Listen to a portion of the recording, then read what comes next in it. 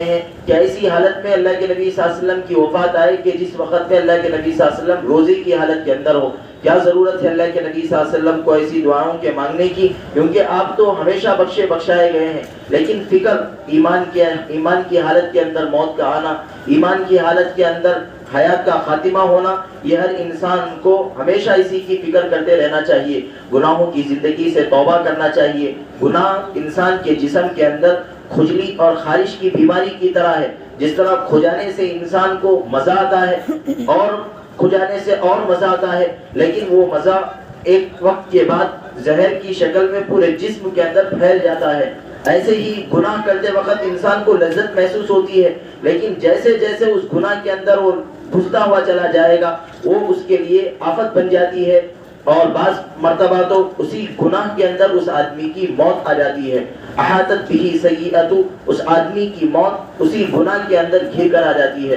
تو انسانوں کو ہمیں ہمیشہ اس بات کی فکر کرتے رہنا چاہیے کہ اللہ رب العزت ہماری جو موت ہے, ہماری جو حیات ہے, وہ ایمان کی حالت کے اندر فرمائے. گناہ سے ہمیشہ باز رہنے کی کوشش کرتے رہنا چاہیے. علماء فرماتے ہیں لا صغیرۃ مع الاصرار ولا کبیرۃ مع الاستغفار. ہر چھوٹا گناہ جب آدمی چھوٹا سمجھ کر کرتا ہے تو کبیرہ بن جاتا ہے, بڑا گناہ بن جاتا ہے. اور ہر بڑا گناہ جب آدمی اس کے بعد توبہ کر لیتا ہے, استغفار کر لیتا ہے, تو وہ چھوٹا بن جاتا ہے. تو انسان کو گناہ ہو جانے کے بعد فوراً توبہ کی طرف جانا چاہیے. اللہ کے نبی صلی اللہ علیہ وسلم خود ایک حدیث قدسی کے اندر اللہ رب العزت کا ارشاد بیان فرماتے ہیں کہ اللہ فرماتے ہیں کل بنی آدم خطاؤن, ہر انسان گنہگار ہے. گنہگار نہیں, بڑے بڑے گناہ کرنے والا ہے, لیکن تم میں سب سے بہترین گنہگار وہ ہے جو گناہ کرنے کے بعد توبہ کر لیتا ہے, جو گناہ کرنے کے بعد اللہ سے معافی مانگ لیتا ہے, جو گناہ کرنے کے بعد فوراً اللہ رب العزت کی طرف رجوع ہوتا ہے, وہی آدمی سب سے بہترین توبہ کرنے والا ہے. کوئی انسان یہ فیصلہ نہیں کر سکتا کہ اس سے کبھی کوئی گناہ نہیں ہوتا. اللہ نے خود طے کر دیا ہے کہ انسانوں کو گناہ کرنا ہی ہے, لیکن بہترین گنہگار وہ ہے جو گناہ کے بعد اللہ رب العزت سے توبہ کرتا ہے, اللہ کی طرف رجوع کر کے جاتا ہے. بعض حدیثوں کے اندر تو اللہ کے نبی صلی اللہ علیہ وسلم نے یوں ارشاد فرمایا کہ جب ساری انسانیت پاک دامن لوگوں کی بن جائے گی, سارے لوگ نیک بن جائیں گے, سارے لوگ نمازی, متقی, پرہیزگار بن جائیں گے, کوئی گنہگار نہیں رہے گا, تو اللہ ان سب کو برباد, ان سب کو ہلاک کر دیں گے, ان سب کو موت دے دیں گے. پھر اس کے بعد اللہ ایسے لوگوں کو پیدا فرمائیں گے جو گناہ بھی کریں گے اور توبہ بھی کریں گے, جو گناہ بھی کریں گے اللہ سے رجوع بھی ہوں گے, کیونکہ اللہ رب العزت کو عبادت گزاروں کی عبادت کی ضرورت نہیں ہے. اللہ کو تو اس کی طرف رجوع ہونے کی, اللہ کی طرف دوڑ کر آنے کی جو ادا ہے وہ اللہ کو زیادہ پسند ہے. یقینی بات ہے کہ جب کوئی انسان نیک بن جاتا ہے تو وہ بہت کم اللہ کی طرف رجوع ہوتا ہے, بہت کم وہ اللہ کی طرف سبقت کرتا ہے. لیکن جو آدمی گنہگار ہوتا ہے فوراً اس کے دل کے اندر خیال آتا ہے کہ میں تو گناہ کر چکا ہوں, اب مجھے اللہ کی طرف جانا ہے, اب مجھے اللہ کو کیا منہ دکھانا ہے. اس ارادے سے وہ فوراً اللہ کی طرف لپکتا ہے اور توبہ کرنے کا ارادہ کرتا ہے, تو اللہ کو ایسے لوگ زیادہ پسند ہے. یہی وجہ ہے کہ حدیث کے اندر آتا ہے ان الرجل لیعمل عمل الاخرۃ وانه من اهل النار. بعض انسان ایسے ہوتے ہیں کہ موت تک اچھے کام کرتے رہتے ہیں, لیکن ان کی موت گنہگاروں والی موت ہو جاتی ہے. اور بعض انسان ایسے ہوتے ہیں لیعمل عمل اہل النار, جو جہنمیوں والے کام پوری زندگی کرتے ہیں, بدکاری کرتے ہیں, زناکاری کرتے ہیں, آنکھوں کی خیانت کرتے ہیں, نمازوں کو چھوڑ دیتے ہیں, دغا بازی سے کام کرتے ہیں, دھوکہ دیتے ہیں, ناپ تول کے اندر کمی کر دیتے ہیں, گھٹا دیتے ہیں, لیکن مرنے سے پہلے اللہ رب العزت جنتی ہونے کا ان کا فیصلہ کر دیتے ہیں. یہ اللہ رب العزت کی طرف سے طے ہوتا ہے. تو اسی وجہ سے ہر انسان کو اپنے آخری عمل کے بارے میں چوکنا ہونے کی کوشش کرتے رہنا چاہیے. ہمیشہ اپنے آخری انجام کے بارے میں ڈرتے رہنا چاہیے.